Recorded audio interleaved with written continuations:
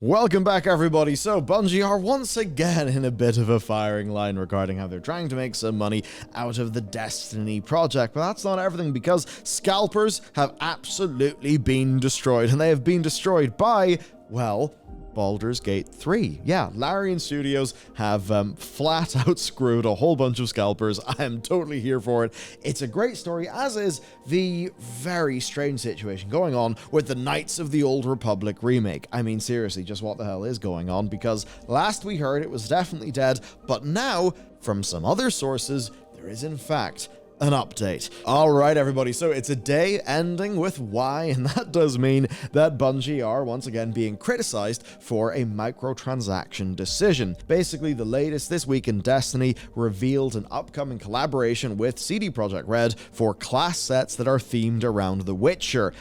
Here they are. There's a little bit of generic medieval to them, but you can see the Witcher flair come through. They certainly do look like Destiny-ified versions of Witcher, which I suppose is exactly what they were going for. Now, this is pretty cool, and unfortunately, what would be a fairly normal collaboration between two brands is not happening at a normal time, because if you're Destiny, you're not exactly experiencing the best relationship with your players right now, especially in regards to value proposition and really how well taken care of the players actually feel. Reaction then to this has been at best bemusement, basically another attempt for people to purchase what they assume is armor sets for $20, and people think that this ultimately will end up being $60 in total. And look, for those who are generous, this is fine, but for everybody else who is looking at Destiny, where Bungie have laid off 100 staff members and really actually do seem to have laid those staff off pretty damn poorly, while also they have admitted that, was it Destiny 2 revenue was down by 50, or was down 50% from their expectations, which, expectations, those are what you make plans based off in many cases. Was that 50% from their high-end, projection? No, this must have been 50% below their base case, or perhaps even their bear case. So, within this context, essentially asking people to cough up 60 more bucks? Yeah, well, what have we got?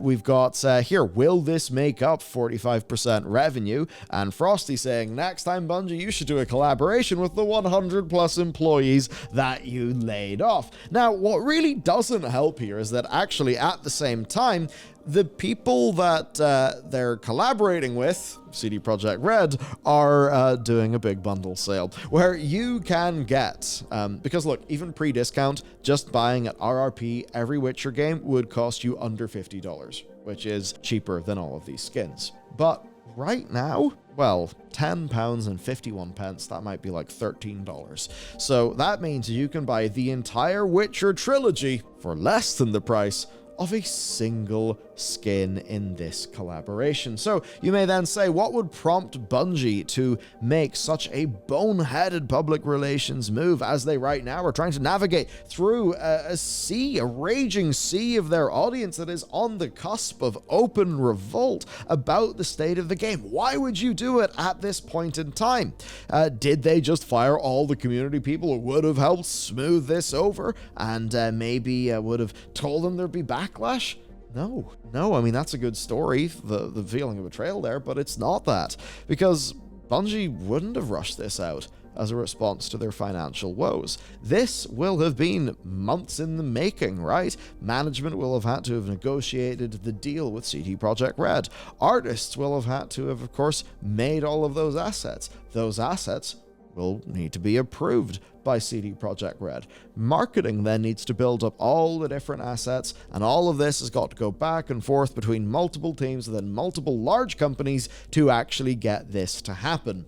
So no, this is not a, smash glass in case of emergency. This is business as usual, and in a way that is the problem. Business as usual is exactly not what a fan base wants to see when their game is in dire straits, when the developer seems to be in dire straits, even financial woes is laying people off, all while they feel like they are being nickel and dimed in the game. So ultimately, Is this a grand conspiracy or a desperate move? No, it is business as usual. It is the business model of Destiny 2 continuing. And that teaches us something pretty major about the state of that player base. A funky story, but let's now move on to a more positive one. This was awesome to see. And I do have another little tidbit about scalpers being screwed, and being screwed out of a lot of money that I'll do for you after this story as well. So, right, Baldur's Gate 3 is getting a release date for Xbox that'll be announced at the Game Awards. That's all great, but they also announced a physical edition will be coming out, and there will be a deluxe edition for it, same as, how they did a digital deluxe edition. This edition is quite reasonably priced at $80, which I think shows, number one, economy of scale. Number two, they are probably feeling fine about money, because realistically, if they charged $100 and say $9.99 or $99.99 because it's a boxed, thing and comes with a bunch of stuff, I honestly would even suspect they'd be able to get away with that. So that they have went for this very reasonable price point is certainly an interesting thing. We love physical media, right? It's being handled great. But what happens? Whether it's a graphics card, tickets to a concert, anything, the scalpers appear, and almost immediately you saw on eBay, Baldur's Gate 3 Sony PlayStation 5 Deluxe Edition, pre-order confirmed, $209.99. Yeah, people are trying to turn something that should be, 80 into 200, trying to just make some fake money by denying somebody the street price for one of these items. Scalpers suck. It is a practice that, it's a sort of a banditry practice that we all hate. And they've been completely screwed, because Larian's director of publishing has said that this deluxe edition is not a limited edition, and that stock will be holding steady with more waves being prepared with the Q1 2024 shipping window. So if you see them online being, sold based on confirmed pre-orders but at higher prices, skip it. There won't be stock scarcity. And this is just fantastic. Number one, it's great they got the PSA out there so they could protect their users against that. And number two, the way that they are doing this is pretty damn great. And with that, a little bit about my Blizzard Entertainment scalping story. So, the way, of course, many ticketing platforms work is you can't sell your ticket off-site. So with BlizzCon, it runs on this platform called AXS. And if you don't want your ticket anymore, you can basically sell it on that app. And that app will hoover up all the fees in the universe. It sucks. But here's the crazy thing. BlizzCon tickets, instead of $299, they were going for $150. The reason there, in a way, is why. And that ultimately is because scalpers had to dump their stock. That basically, talking to everybody, the realization has been that the scalpers got absolutely destroyed with BlizzCon 2023, and they had to dump so many of their tickets for BlizzCon at like $150. I know someone who got the Portal Pass for barely any money more than a usual ticket. I know somebody who basically was like, oh, BlizzCon's only like $120, or I think it was $130 they got it for. They lived reasonably close. They just went to BlizzCon on a whim, buying a ticket that a scalper wasn't able to shift in all likelihood. So yeah, people got quite a lot of schadenfreude out of that one. Additionally, some scalpers that tried to scalp the Portal Pass, because the Portal Pass was $800, and I don't think anybody believes it was even close to being worth that. Well, the scalpers had been trying to offload it for way less money. So if you just like some good old justice of scalpers being ruined and gutted, well, here's some nice stories about it. Next, then, a few stories for you. Number one, after the full release of the DLSS update for Starfield on PC, in an interview with Wired Magazine, it has been suggested that around 250 or so developers are still working on Starfield, which is believed to still be about half the team that built the game. I assume that means the full-sized production team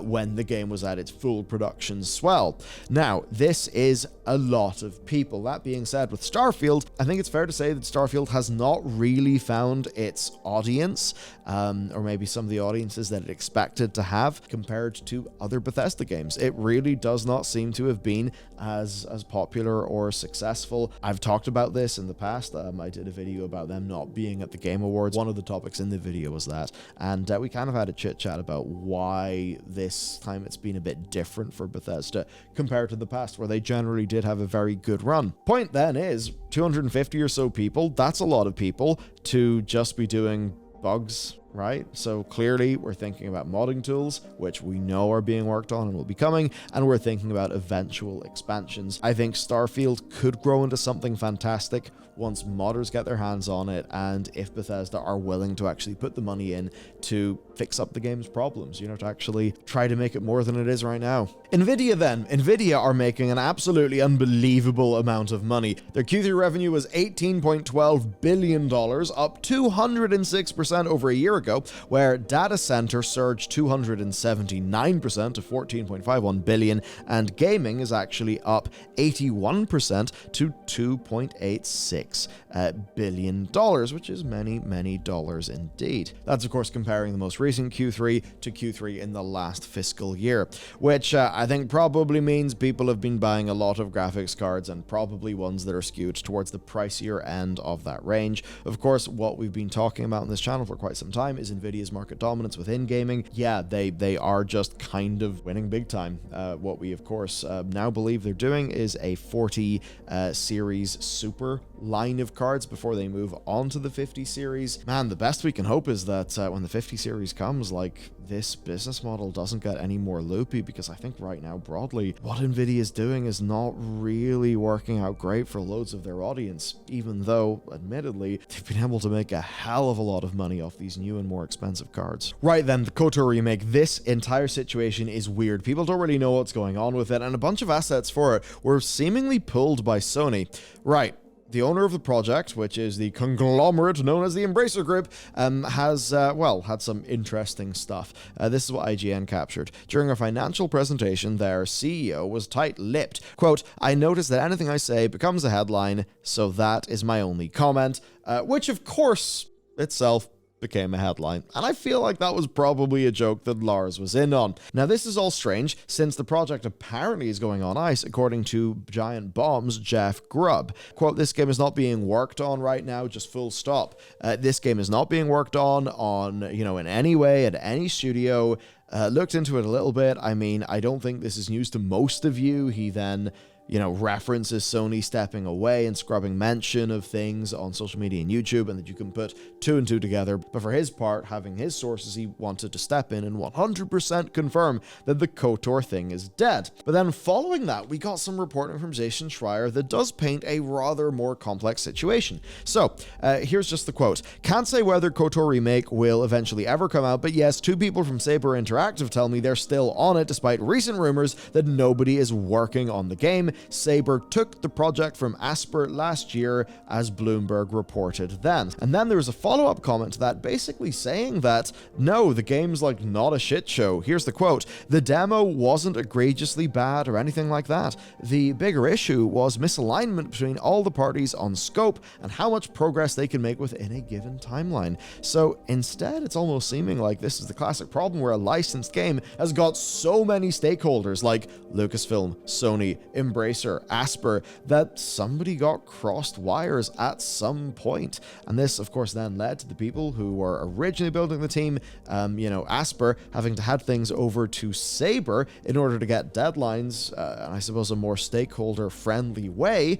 And now it's just confusing because Grubb sources are saying it's dead. Jason's got people at Saber saying, nope, it's a thing, it's being worked on. And then on the idea of all these different stakeholders, things got weird with the class action lawsuit, because yes, there's a class action lawsuit going on here. Here's basically the deal. This is from Stephen Totillo, who writes for Axios, his coverage, where basically, right, there was a restored content DLC for the Switch port of KOTOR 2. This is something that was essentially promised at launch. So a bunch of players did a class action lawsuit, and basically saying that they were duped, right, when the restored content DLC for KOTOR 2's Switch port was cancelled after the game was released, while of course that was a part of its marketing. Asper has never said why this DLC was cancelled, but there's a court filing where the company's CEO Ted said Asper believed it would be able to release the content, but a third party objected and Asper was unable to do so. So in a way, it's a story as old as gaming. A developer thinks they can ship something, life gets in the way, audiences are frustrated, seemingly some third-party stakeholder is a problem here. Of course, the way that, third party is a part of this framing would basically mean Disney, Lucasfilm, BioWare, or perhaps even the modders who restored the content that basically is that DLC in the first place. And rather than say exactly the reason, Asper clearly just want to keep their heads down. Overall, then, a kind of wacky situation. Personally, I would have loved to have seen a KOTOR, proper remake as well. I suppose it is what it is, but I guess maybe Saber Interactive are actually doing something with it, and perhaps that'll be a good thing.